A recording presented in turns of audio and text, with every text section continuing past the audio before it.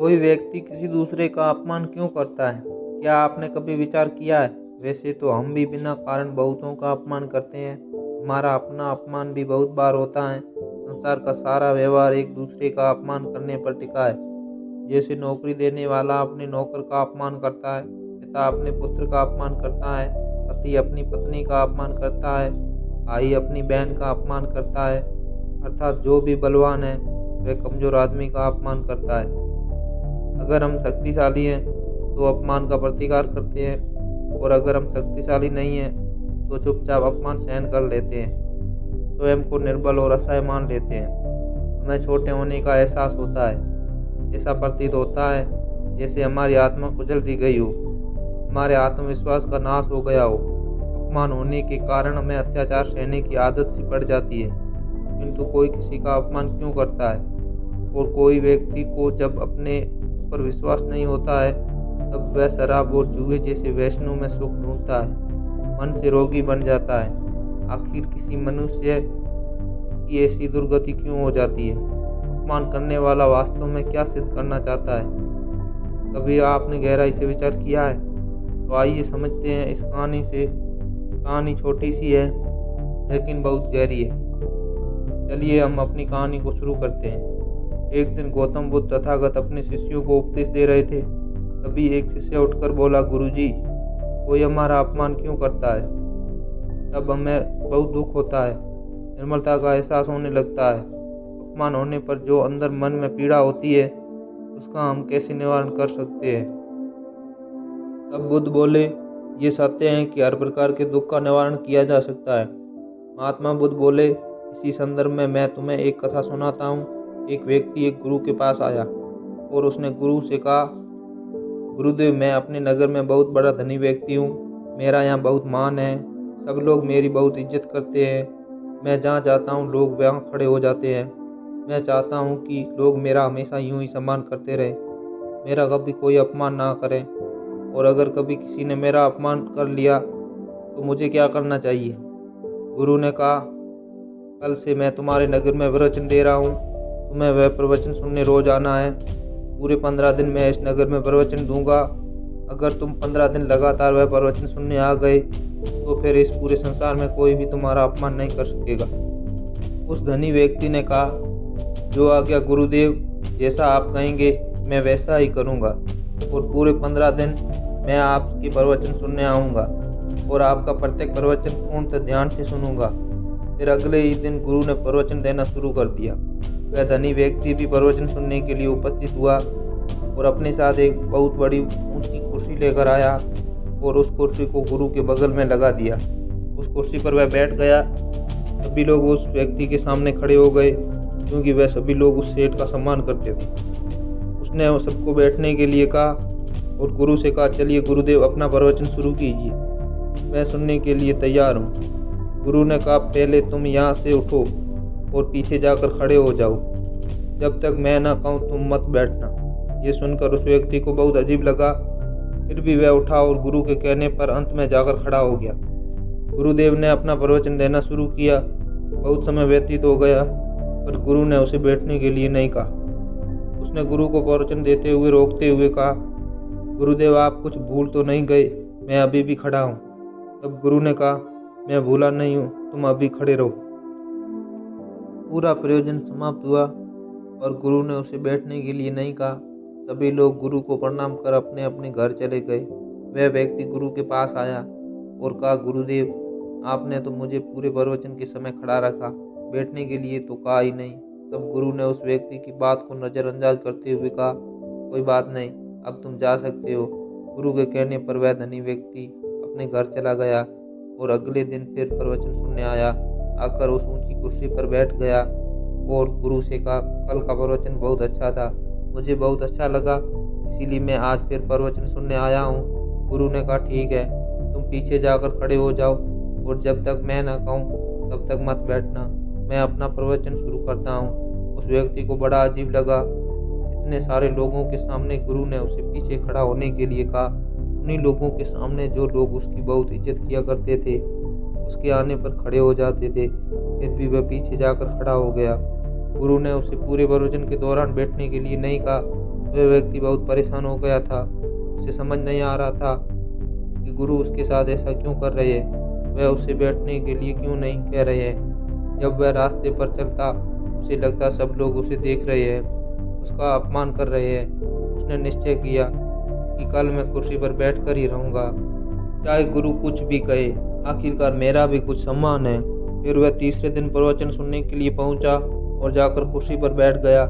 इससे पहले कि गुरु कुछ कहते उसने कहा, आज मैं इस कुर्सी पर बैठूंगा, मैं पीछे जाकर खड़ा नहीं रहूंगा। तब गुरु ने कहा, ठीक है, मैं पीछे चला जाता हूँ। इतना कहकर गुरु पीछे चले गए। गुरु के पीछे जाने से सभी लोगों ने अपना मुख गुरु की तरफ कर दिया और वह व्यक्ति पीछे का पीछे रह गया। उसे बहुत क्रोध आया और उसने गुरु से बदला लेने की सोची। तभी उसे एक तरकीब सूझी। वह दूसरे गुरु को प्रवचन सुनाने के लिए ले आया, उसका प्रचार किया।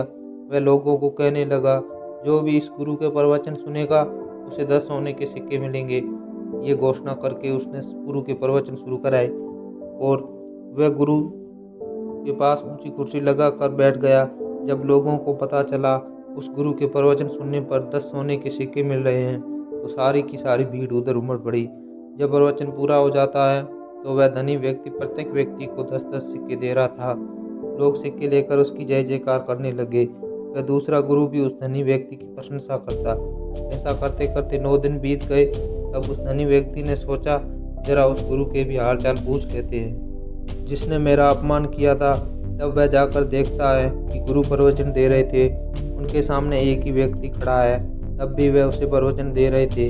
तब वह धनी व्यक्ति उस गुरु को कहता है, क्यों गुरुदेव, आपने मुझे अपने पास बैठने नहीं दिया था, अब मैं आपसे भी बड़े गुरु के पास बैठता हूँ। सभी लोग प्रवचन सुनते हैं, सभी मेरी जय जयकार करते हैं। गुरु ये सब सुनकर मुस्कुराते हुए कहते हैं, जाओ तुम अपनी जय जयकार कराओ, मुझे प्रवचन देने दो। तब वह व्यक्ति कहता है, आप किसे प्रवचन दे रहे हो? उस एक व्यक्ति को वह भी इतना दूर खड़ा करके मैं उसे भी ले जाऊंगा गुरु हंसे। और गुरु ने कहा, ले जाओ। तब वह धनी व्यक्ति उस व्यक्ति के पास आकर कहता है, चलो मेरे साथ, मैं तुम्हें इससे भी अच्छे प्रवचन दिलाऊंगा और अगर तुम मेरे साथ चलोगे तो मैं तुम्हें 10 नहीं बल्कि 100 सोने के सिक्के दिलाऊंगा। लेकिन उस व्यक्ति ने मना कर दिया। तब धनी व्यक्ति ने फिर कहा, चलो 1000 सिक्के दे देता हूँ। उस व्यक्ति ने फिर से मना कर दिया।